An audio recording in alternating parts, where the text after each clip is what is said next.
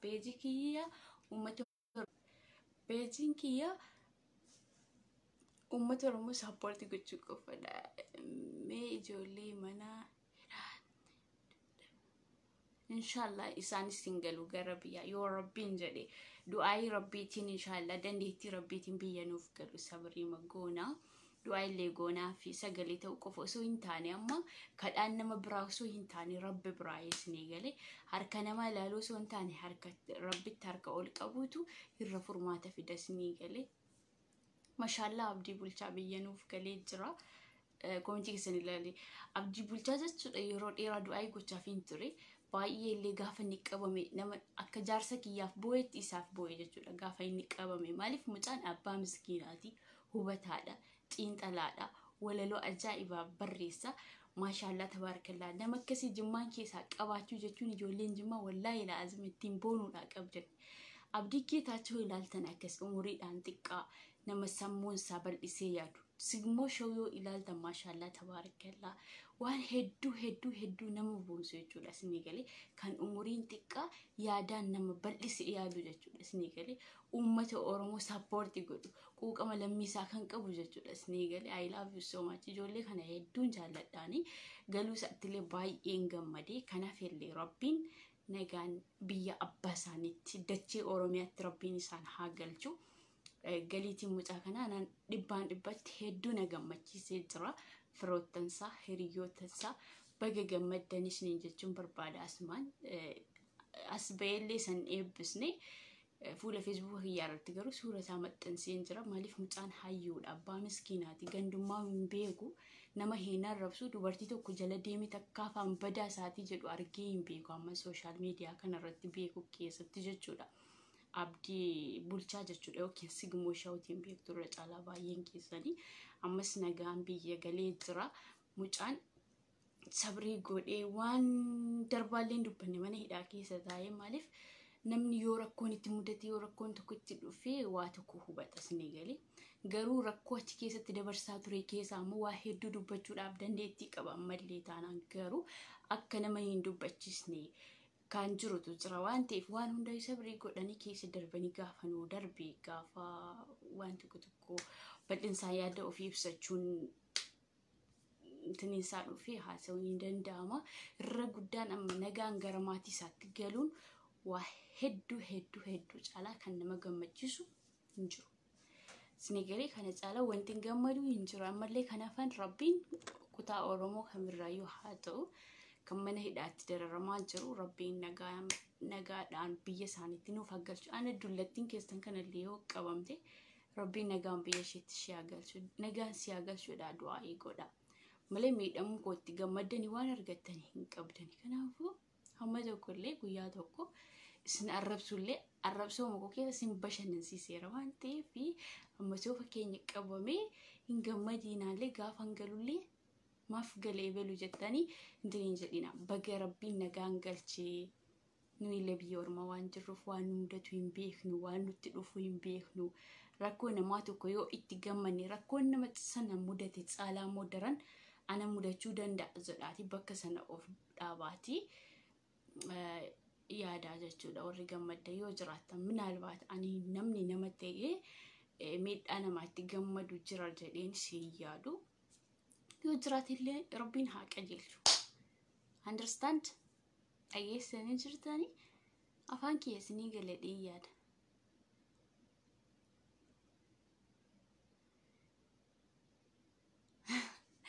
Akka nagaan beektu yeroo tokko akka eenyu raayyaatti sabiyyaa koffiyaa godhatanii miti reenis mudiira feesbuukii waan ta'eef kun na barbaachisa ittuma yaadee bitadhe koffiyaa kana.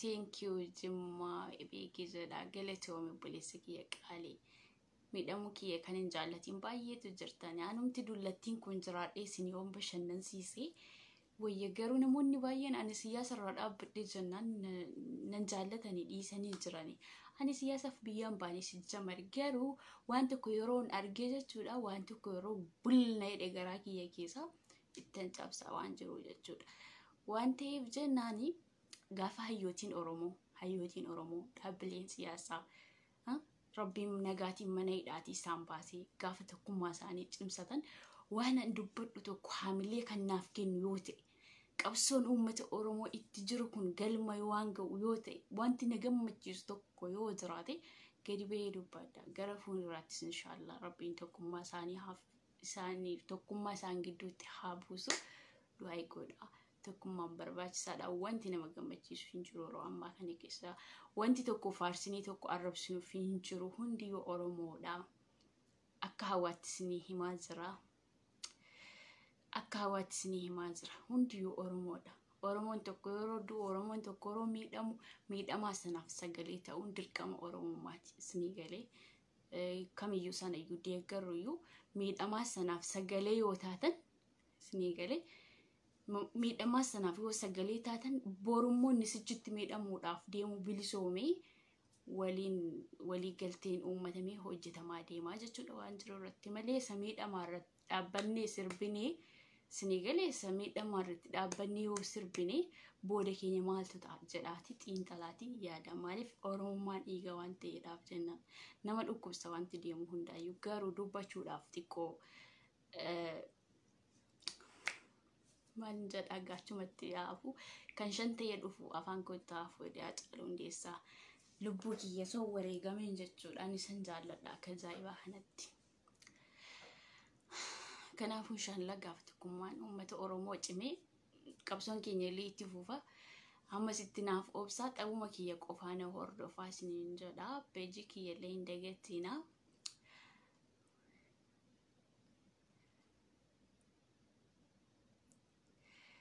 Maal jetti abbora binsni haqajeelchu. Ani maal jedhee isinitti maayyee ko poostis ni godha ko abbor inshallah. Iteetee kiyya poostis ni godha. Harmee ko poostis ni godhe yeroo sana na kabajani jechuudha. Lubbuyyee ko eessa jirta? Ani jiddaan hin jira shi lubbuu kiyya jiddaan hin jira. Jiddaa magaalaa isaa dhugaa rabbii katamaa keessuma hojjedha galanni isaan badoo deemiin hojjedhu. Badoo deemuu immoo kanan sodaadhuu fi badoottan guddadhe biyyattii gaxariittan guddadhe nama katamaatti guddate miti. Garuu biyya kana keessa gaxarii deemee wantan sodaadhuu fi maallaqa namaan kennanii ijaazaa naman baasan jedhu odeeffannoo yeroo naga'u kanaaf dalagaa badoon deeman jidduma keessa hojjedha. Welcome to anaa dhufu lubbuu kiyya. Baga nagaan dhuftee amiin naafisoo jirtaan sabatta. Hawa walaga hoggantuu Oromiyaa. Commenting kinder bika peenan dubbisa hoggantuu Oromiyaa dhugaa eessa baddee hawwiyyee qashtii nan jira lubbuu kiyya qaali. Na barbaadan jiddaan nan jiraan kotta. Qabalee 0403 isa jedhu kan ammoo Suleemaan moo Salimaa eenyu jedhama mootummaan biyya kana isa gaafadha.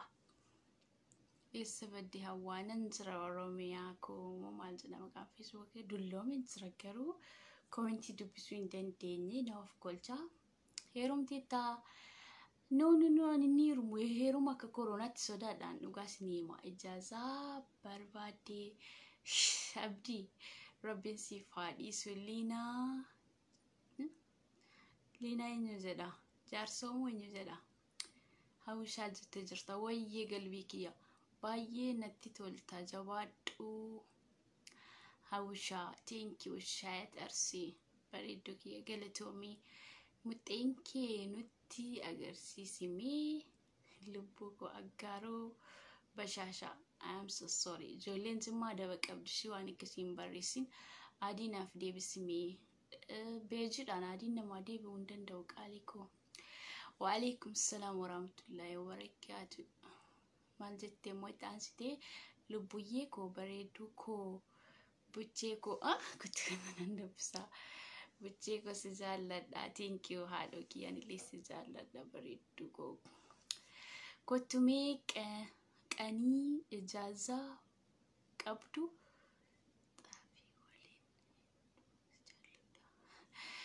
okay shinan farakun qabu sagaleen hin aga'amuudee Oromiyaa biyya koo silkii keessa reeffadhu gaa Amaariffa barreessitee amaariffa dubbisuu hin danda'u. Hawwishaa baga nagaan dhufte. Baga nagaan na eegde qaalii kiyya. Raqama keenaaf ergii liyyuu koo thank you. Okay, si erga rakkoon qabu. Khalid waalaikum salaam warahmatullahi wabarakatuh. Khalid moo Khalid Huzada? Natti heerumee. Ridwaan Jumma waalaikum salaam warahmatullahi wabarakatuh. Jirtu miti ijoollee ko baay'ee isin yaadee. Waalaikum salaam warahmatullahi wabarakatuh. Hawa Wallaggaa garuu of sirreessi. Maal jettee? Hawa Wallaggaa garuu of sirreessi. I'm so sorry. Koomentiidhaan miti qaamaan dhufteen as fararraatee jennaan nama bakka sii kennuu miti ana hawaan. Hawwishaa baga nagaan dhufte. Baga nagaan eegde kaaniiku. Hawwishaa of sirreessee deemin maalis ነው maal jechuudha taayeen. Obboleessa kee daangaa keettiin darbe daarii keettiin darbe moo akkam silaa of sirreessiin kun naaf hin galle kan maaliiti? Facebookii kan no asirraan adii si deebisuu hin danda'u ana fi karaa tokkittiin tala Wallaggaa ta'e malee. Nama Amaariffa barreessuu bilookii godhii tole shan godhaa. Odeessi dhaga'amaa jira. Thank you lubbu kee akka dhaga'amu dhibbaan dhibbatti nama beekaa. Namoonni tokko nama foggoruu beektaa.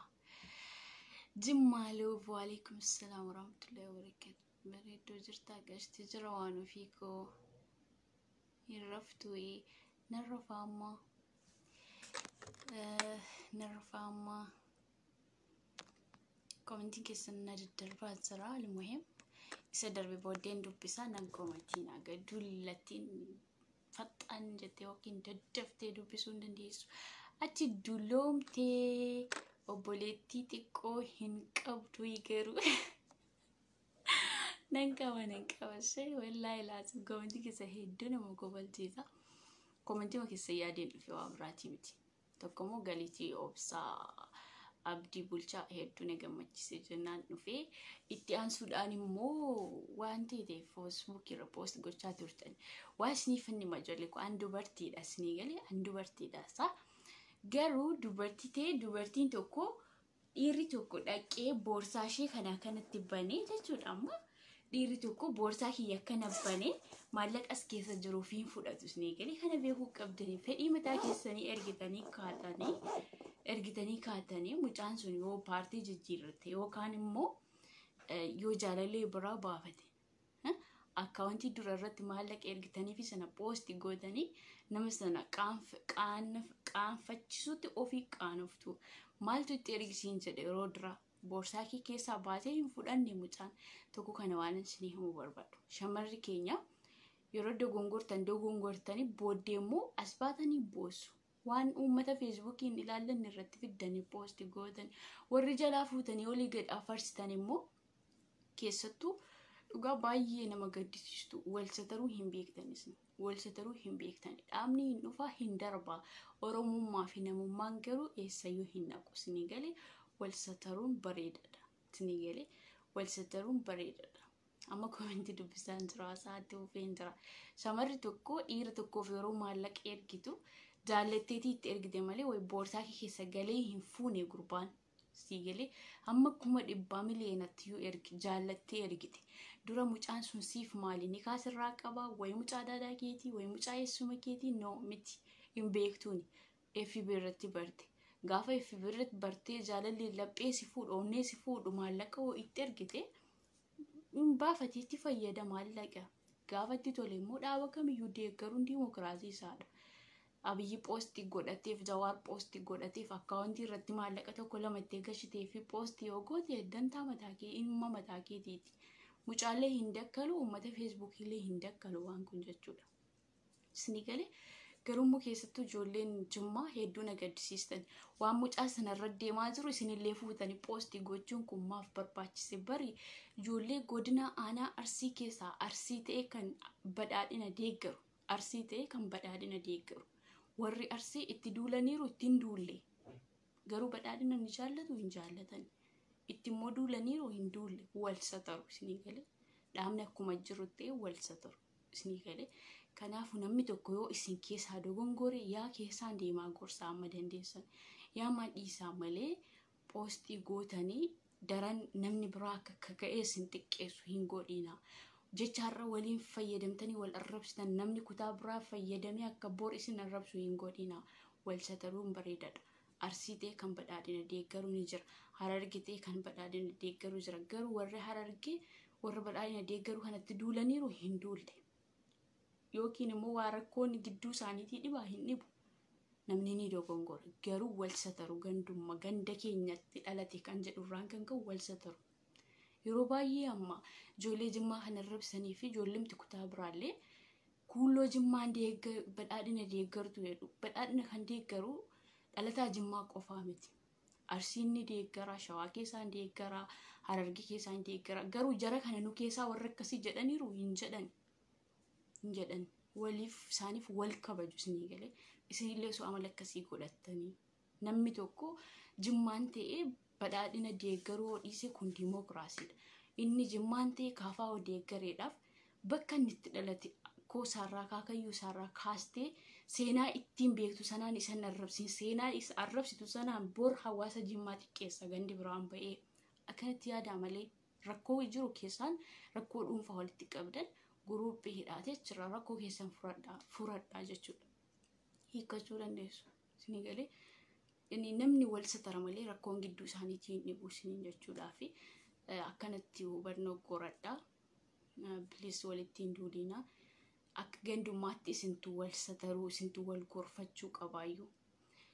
Yoommoo akka paartiitti ilaalle akka paartiitti isa dhufe akka paartiitti deebisuudha. Nama kutaa biraa nama kutaa kee ta'e immoo paartii sana deeggaru waan inni deeggaruu fi yaada isaa hubadhu. Paartiin sun gumaacha uummata Oromoof gumaacha kan akkamiiti qabsoon isaa akkamii jedheeti. Isinii galee isarra waa hubadhu waa baradhu. Yoo dandeessi yaadaan isa amansiisi. Yoo dandeessi maaliif kaafaa deeggarta sababni isaa maali jedhe. Yoo dandeessi maaliif badhaadhina deeggarta badhaadhinni maal buuse jedhe. Kaayyoon badhaadhina maali jedhiiti gaafadhu gaaffiidhaan injifachuu dandeessa. Malee waan inni Jimmaa ta'e kaafaa deeggareedhaaf waan inni Harargee ta'e badhaadhina deeggareedhaaf jarritti duulaa hin jiran nama isaaniitti isinillee akkuma kana beekumsarraa furadhaa isiniin jechuudhaa fi isiniin ol ta'ee miti isin ijoollee hayyooti ijoollee shanan gibeetii warra muuxannoo qabu gama dandeettii walaloos ta'e waan hundaan iyyuu mashaallaadha. Garuu rakkoon keessan bakka itti wal loltan tokkotti maatii isaarraa abaabilee akaakilee isaarraa waan beektan tokkoon fiddanii nama sana arrabsitu jecha sanaan immoo ba'ee hawaasni biraan Jimmaan xiqqeessaa jechuudha. Kun ta'uu hin qabu. Wal sataruutu gaarii natti fakkaata akka mataa kiyyaatti wal sataruu wal gorfachuu isinii galee. Amma artistii Saaq Zeenuutti itti duulama. Itti duuluu hin qabdani. Saaq Zeenuu artistiidha. Aartii Oromoo guddisuu qabdani. Mucaan kun dhalataa ganda keessanitti kaafaa waa deeggaru Abiyyi akka nama tokkotti qeequ. Mootummaan kamuu ni qeeqama. Mootummaa dhufaa darbaa kan ijajamee dhungatamee mataan rabbaatameen tineedhu tokko hin jiru. Mallas irraa kaasee hamman beekuu keessatti hunuma arrabsama. Suuraan hunuma bada isinii galee namni kun ganda sana bakka hin bu'u garuu kana beekaa. Isinii galee yoo isin ofii keessanii wal kabajan wal gorfattan kutaan biraanillee isin kabajamu ofii keessanii immoo walitti duultanii maqaa dhufanii natti dhaga'ama yeroo akkas walitti duultanis ta'e yeroo namni isinitti duulu natti hin tolu. Amma artisti Nasraa Gursum sanaan waa ishee poostiin goonii yeroo darbee hoolota Jimmaan keessaa kuulota Jimmaan keessaa jettee dhibbaan dhibbatti kan miseensa paartii badhaadhinaa keessa jiru gaaraa hanga gachallaatti warra Harargeeti osoo beekte. Garuu Harargee keessa hooloyyii hin jenne maaliif nama ganda isheeti kaanii jaallatti. Isinii galee na'oo isaan wal kabajan namnillee isaan sodaata namni isaan kabaja isinillee akkuma kana ta'uu yaadaa isiniin jechuudhaa fi baay'een isin jaalladha. Namni dhaaba kamuu haa deeggaru kun dimookiraasiidha. Garuu akka gandummaatti akka dhalataa naannoo tokkotti wal kabajuutu isinirraa eegama. Yoo namni tokko isin keessaa badii dalage gorfattanii qanxooxxanii qimmeeddanii isinii galee akka aadaa shanan gibeetti akka qeerroo shanan gibeetti waan isinirraa eegamu ulaagaa isaa guuttattanii yeroo isin wal kabajan namnillee ollaanillee isin kabajaa kutaa biraallee isin kabaja isin jechuudhaa fi hedduun isin jaalladha. Yeroo dheeraaf isin jaallachaa ture ammallee jaalalli kiyya akkuma itti fufetti jira. Isinii galee narrammoo rabbiin isin haa jaallatan jedha. Hedduun isin jaalladha. Dhaaba siyaasaa ra'oof qusadhu hawaasa jimmaaf jaalalli ani qabu akkuma jiruttidha wal jaaladhaa sanillee wal korfadhaa wal irratti hin duulinaa wal fokkisuu yaadinaa mucaan kun akkaawuntii irratti galfame yeroo poosti ta'u jalaa fuutan sheeriin godhinaa kun waan hin taanedha osoo kutaan biraan illee poosti godhe haa ta'u isinii galee osoo kutaan biraan poosti godhe ormummaa isaaf jettu isinii galee maaliif kutaa sana miti kaa oromummaa walitti qabu malee kutaa sana miti jedhama amma maquma jimmaatti kan banatee jirutu waraqaa sana poosti yeroo godhu arge mujaahida abboo mashallah nama kitaaba seenaa barreessee qabudha nama cimaadha jajjabeessuu qabdan nama kana dubartii maallaqa itti ergitummoo kan eenyuyyuu haa ta'u haa nyaatu ammallee taanaan dabalata maaliif fedhii mataa kiyyaa ergeef ana taanaan jechuudha fakkeenya ana taanaan fedhii mataa kiyyaa boorsaa kiyya keessaa baasee akkaawuntii sana raggashe malee mujaahida abboo dirqama dhufee boorsaa kiyya keessaa hin fudhanne jechuudha akkanatti beekaa isinii galee dura osoo hin godhin osoo hin kennin xiinxalee kennitee booddee immoo as baatee hin boo'e akkaawuntiillee irratti maallaqasitan as baasitanii poosti gochuun kun wallaalummaadha akkasitti yaadaan akka mataa kiyyaatti so kanaafuu kan dhiira ta'e maallaqa dhalaa immoo hin nyaatiin tokkoyyuu hin jiru hundiyyuu dhoksaadha ammash wal sataruudha isinii galee wal sataruudha hanuuti kaardinaaf galcheedhee kan boo'u jira kumaatama jira isinii galee Itoophiyaa keessatti jechuudha warruma waraqaa sana poost gochaa turan hedduu taasisabee warruma maallaqa dhalaa nyaachaa ture hundi jaraayyuu mistira ni qabu garuu mistira isaanii waliin baane kan isaanis akkuma kana gaaf tokko ol darbamuu ni mala isinii galee kanaafuu namatti quba tokko yeroo qabdan qubni afur immoo isinii galagalee jira jechuudha gara keessatti galagalee jira kanaafuu hundiyyuu sataramuudha malee waan dhabee hin qabu isinii jechuudhaaf dhalaan gowwomtee maallaqi argitee booddee immoo kana na godhe jettu of sirrees irraa baradhu boorsaa keessanii hin fudhanne mucaan kan jiru biyya jirani fedhii mataa kee akkaawuntii irratti gashiteef waan waliin jettee gashiteefi gaafa sana waadaa walii galtan achumaan fixadhaa malee inni suuraa bii poosti godheedhaaf waraqaa fidanii poosti gochuun mucaan akka nama tokkotti nama dhaaba siyaasaa keessa jiruyyuu natti hin fakkaatu garuu akka uummataatti immoo yaada isaa kan kaafaa hostee badhaadhinas ta'e hunuma poosti godha isinii galee so kanaafuu